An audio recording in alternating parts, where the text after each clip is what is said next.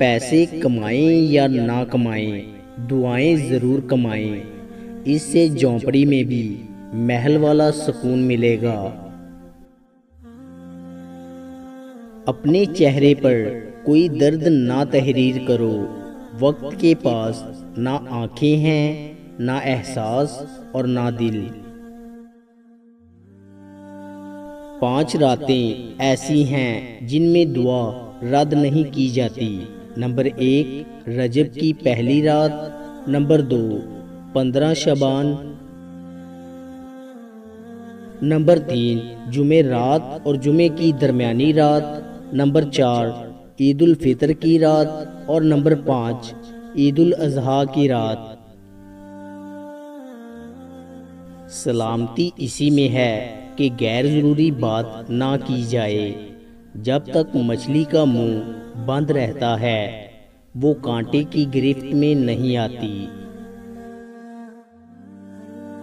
حضرت انس رضی اللہ تعالی عنہ فرماتے ہیں کہ رسول اللہ صلی اللہ علیہ وآلہ وسلم نے مجھے 5 باتوں کی وصیت فرمائی۔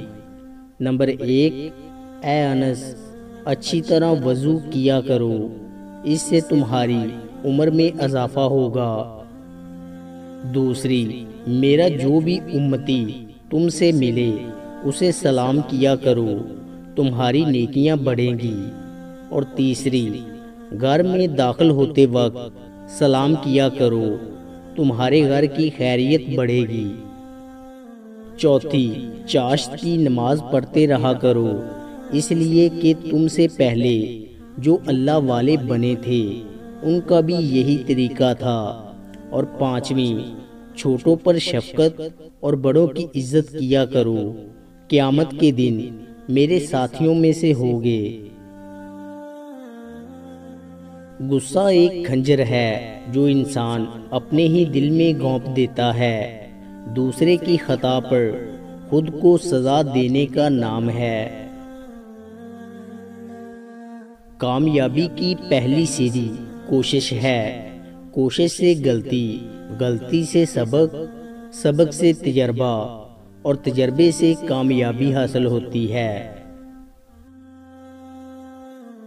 مرد محبت میں بالکل ضدی بچوں جیسا ہوتا ہے، جس طرح ایک بچہ اپنی کسی پسندیدہ چیز یا کھلونے کے لیے انتہائی خود غرض ہوتا ہے اور اسے سب سے چھپا کر رکھتا ہے کہ بس وہ اسی کا ہے، ایسے ہی مرد بھی جس عورت سے محبت کرتا ہے اسے چھپا لینا چاہتا ہے کہ نہ اسے کوئی دوسرا دیکھے نہ اس کی چاہ کرے، وہ بس اسی کی ہے۔ مرد کمزور یا بیوقوف نہیں ہوتا، بس محبت میں ہار جاتا ہے۔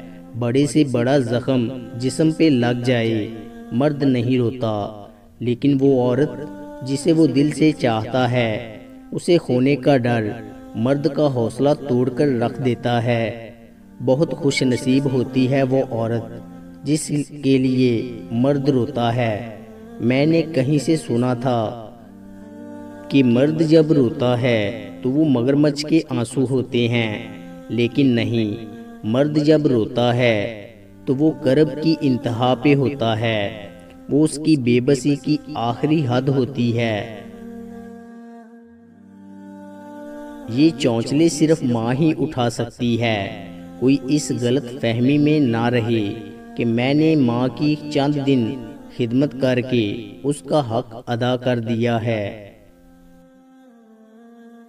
سانپ کو ساری عمر شہد چٹائیں تو بھی وہ زہر تھوکنا نہیں چھوڑتا، اسی طرح کچھ لوگ یہ چاہے کتنا ہی خلوص لوٹائیں وہ ڈسنے سے باز نہیں آتے، کیونکہ فطرت کبھی نہیں بدلتی۔